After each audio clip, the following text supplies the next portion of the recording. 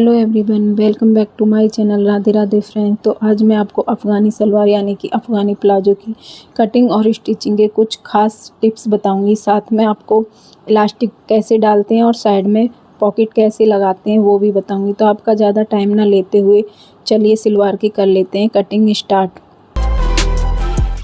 तो इस सलवार को बनाने के लिए यहाँ पर मैंने 2 मीटर फैब्रिक का यूज किया है। सलवार की कटिंग करने के लिए फैब्रिक को डबल फोल्ड में बिछा लेंगे और ओपन वाली साइड अपने साइड रखेंगे।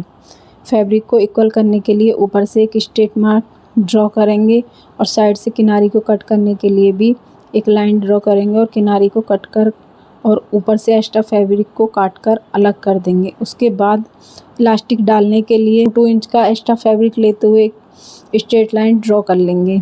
उसके बाद हम लगाएंगे अपनी लेंथ का मार्क। तो यहाँ पर मेरी रेडी लेंथ है 38 इंच। 38 में से 1 इंच माइनस करके लेंगे तो 37 आएगा। 37 पर आमने सामने मार्क लगाएंगे और एक स्ट्रेट लाइन ड्रॉ कर लेंगे। उसके बाद अब हम लगाएंगे अपने क्रॉच का मार्क। तो क्रॉच का मार्क लगाने के लिए हिप का 4th पार्ट करते हैं। तो यहाँ पर मेरी रेडी हिप है 38 इंच। 38 का 4th पार्ट किया तो आया 9.5 इंच। उसमें प्लस करेंगे 2.5 इंच तो आएगा 12 इंच। 12 इंच पर एक मार्क लगाएंगे, ऐसे ही नीचे की साइड एक मार्क लगाएंगे और एक स्ट्रेट लाइन ड्रॉ कर लेंगे। तो ये तो हो गया हमारी कमर का मार्क। अब हम लगाएंगे अपनी क्रॉच का मार्क। तो क्रॉच का मार्क लगाने के लिए भी सेम फार्मूला यूज होता है कि हिप का 4th पार्ट करो और उसमें 2.5 इंच प्लस करो। तो क्रॉच का मार्क लगाने के लिए भी मैंने सेम फार्मूला यूज किया है और सभी मार्क को मिलाते हुए एक स्ट्रेट लाइन ड्रॉ कर लिए। अब हम अपनी आसन की शेप देने के लिए 2.5 इंच एक आगे की साइड मार्क लगाएंगे और अपने आसन को शेप दे लेंगे। अब ये जितना भी टोटल बैठ रहा है इसका हाफ करेंगे तो इसका हाफ आएगा 7 इंच। 7 इंच पर मार्क लगाएंगे। अब यहाँ पर हम अपनी मोहरी जितनी भी ये टोटल है 14 इंच यानी कि टोटल ही रखेंगे। तो बीच सेंटर में रखते हुए अपनी मोहर का मार्क लगा लेंगे और लेग शेपर की हेल्प से इसको एक शेप दे लेंगे। अब ये हमेशा क्या होता है कि हमारी मोहरी पीस से उठती है, तो इसीलिए इसको 2 इंच आसन की साइड से एक्स्ट्रा रखेंगे। आसन वाली साइड से यानी कि आगे की साइड से नीचे की साइड एक एक्स्ट्रा मार्क लगाएंगे और उसको लास्ट में जाके मोहरी पे ही मिला देंगे यानी कि एक तिरछा मार्क लगा लेंगे। तो इससे क्या होगा, जब हम चुन्नटें भरते हैं तो हमारी मोहरी ऊपर की साइड उठी नहीं रहेगी क्योंकि यहाँ पर हमने एक्स्ट्रा मार्जिन ले लिया है। इसके बाद हम अपने फ्रंट पार्ट की कटिंग कर लेते हैं।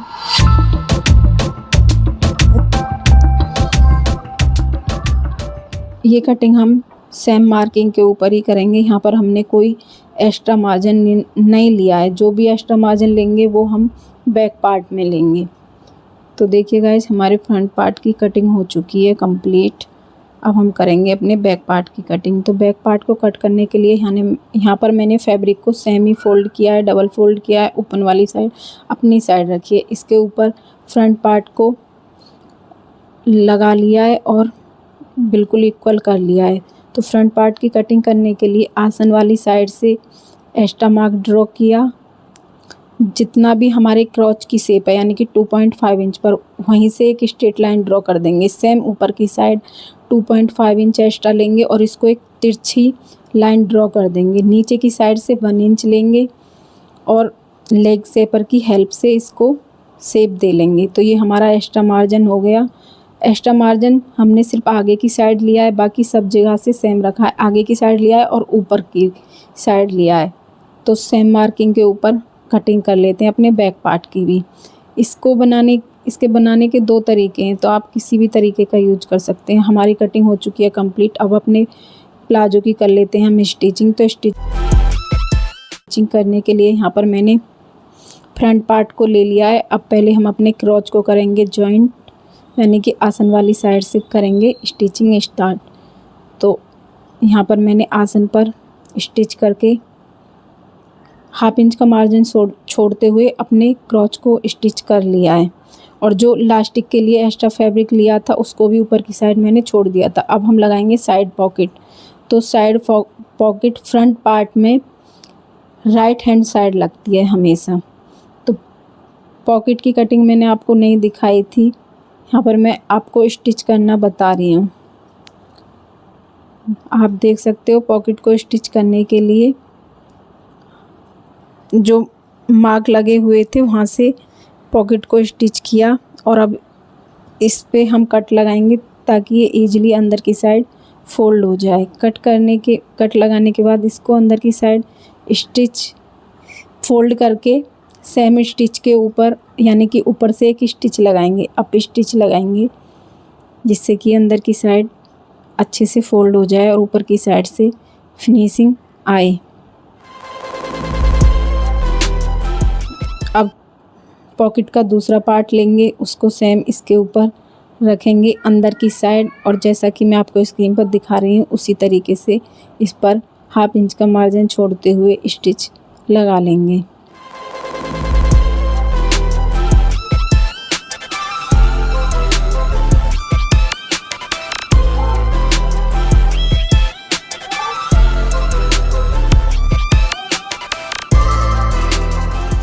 इसको स्टिच लगाने के बाद छोटे छोटे कट लगाएंगे ताकि ये अंदर की साइड हमारी पॉकेट फोल्ड हो जाए और फिनिशिंग आए।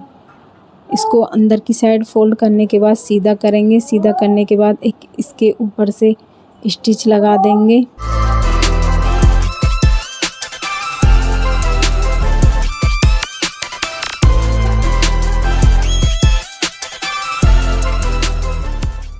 तो देखिए गाइस, यहाँ पर हमारी पॉकेट लगकर हो चुकी है रेडी। इसको मैंने फ्रंट वाले पार्ट के साथ अटैच कर दिया है अच्छे से।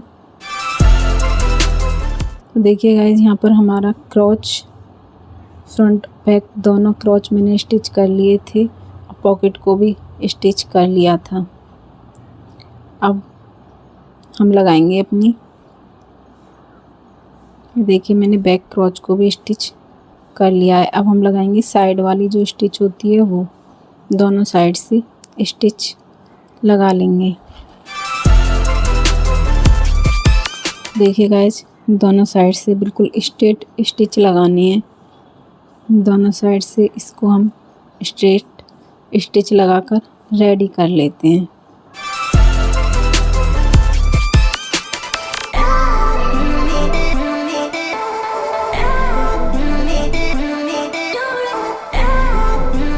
ये देखिए गाइस, दोनों साइड से मैंने स्टिच लगाकर इसको रेडी कर लिया है। अब बनाएंगे हम अपनी मोहरी। तो मोहरी बनाने के लिए यहाँ पर बारीक बारीक प्लेटें डालेंगे।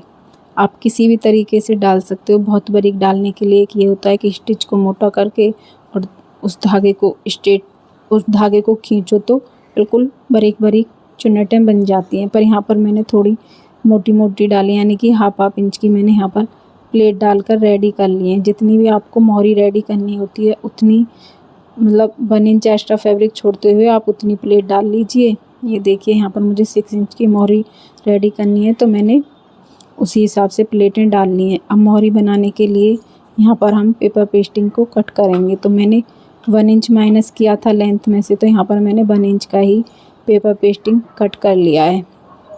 उसके बाद हम लेंगे ये कुर्ती वाला फैब्रिक मोहरी का डिज़ाइन बनाने के लिए और इस पेपर पेस्टिंग को उसके ऊपर रख के स्टिच कर लेंगे, डबल फोल्ड करेंगे।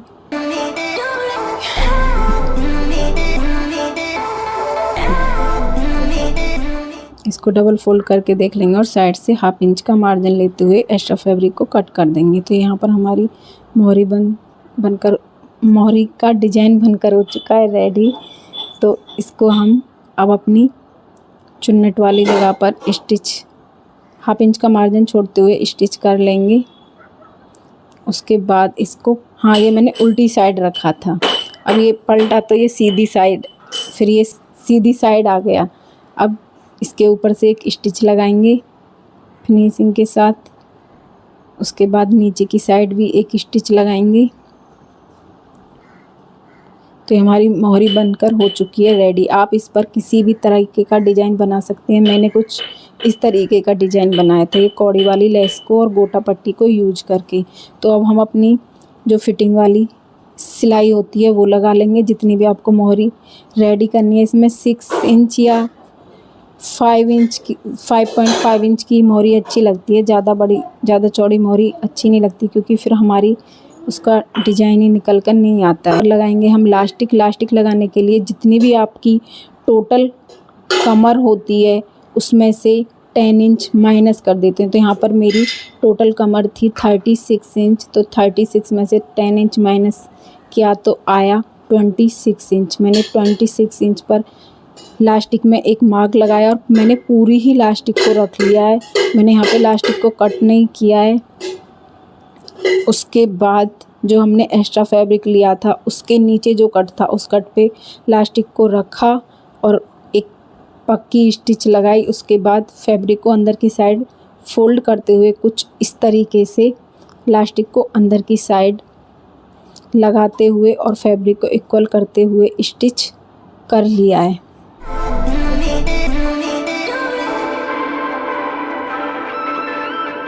जैसा कि आप देख सकते हो हमने कुछ इस तरीके से लास्टिक को स्टिच कर लिया है। लास्टिक को डालने के भी 2-3 तरीके होते हैं। मुझे ये तरीका ज़्यादा इजी लगता है तो मैं इसी तरीके से लगाती हूँ। तो देखिए गाइस, अब बाकी की लास्टिक को, तो जहाँ पर हमने मार्क लगाया था 26 इंच पर, वहाँ से लास्टिक को कट कर लिया और कुछ इस तरीके से एक्स्ट्रा मतलब टोटल लास्टिक को अंदर की साइड किया और इसको एक पक्की स्टिच कर लेंगे हम।